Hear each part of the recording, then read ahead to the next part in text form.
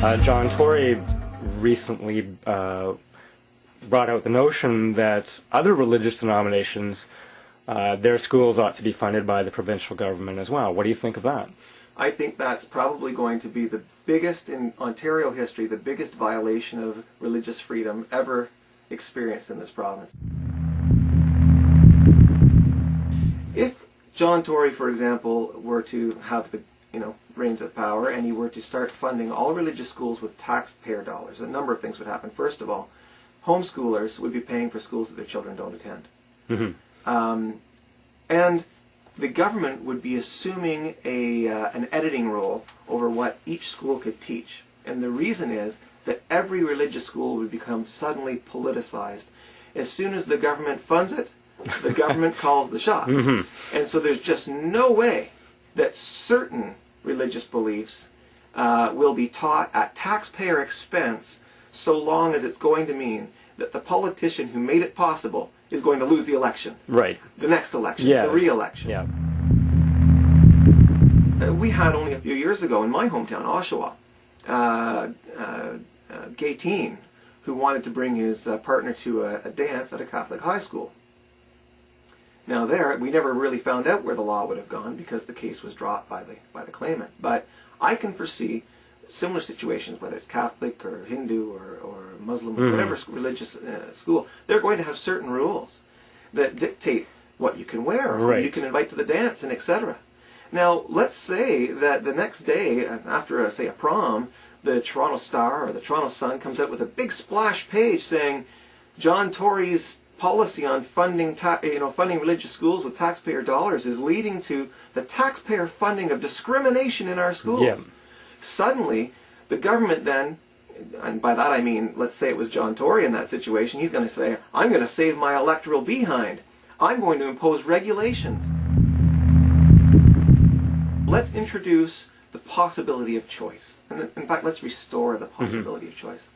Right now, we're taxing homes at ridiculous rates across the province, and that tax money, that property tax money, goes into primarily education. Get rid of that tax, so neither renters nor homeowners would be paying, either through their rent or through the property tax system itself, would be paying that tax. They'd keep that money in their pocket, keep it in their accounts, and that would restore to them the money they need to say, which school is the one that's right for my child? Okay. Whoa.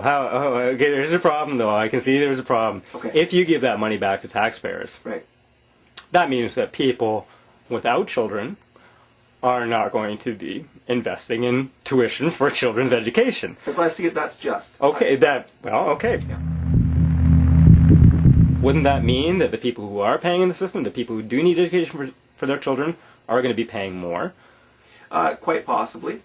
Keep in mind, the people who aren't paying for education have other needs that maybe the people with children don't have. For example, if you're not paying for education, in other words, if your child's not attending education, that could mean either you didn't have any children. That's more rare. The more common situation would be your children have grown up and they're no longer in school. Yeah. At which point, you've got health concerns. You've got retirement concerns. And I don't see any reason why you should be spending your earnings on someone else's child's education when you've got to take care of your own heart attacks, your own cancer, your own, enfeeblement as you get older. Our position is that someone whose children aren't attending school should not be paying for education. When there's competition, there is a reason for people to find efficiencies. Prices come down to what a person can actually, get for their services. If people can't afford education at the price you're offering it, then clearly you're going to have to drop your price. But inevitably, there are going to be some children who don't go to school. It's not the case that we're proposing that someone would just not be in school. The financial assistance would be available, perhaps not in the same forms as it is right now, but we have several forms of financial assistance offered to postgraduate students and post-grade 12. Education is a cost of living, and we can't fool ourselves that just because we pay it through taxes, we're not paying it. We pay it anyway. Freedom! Freedom!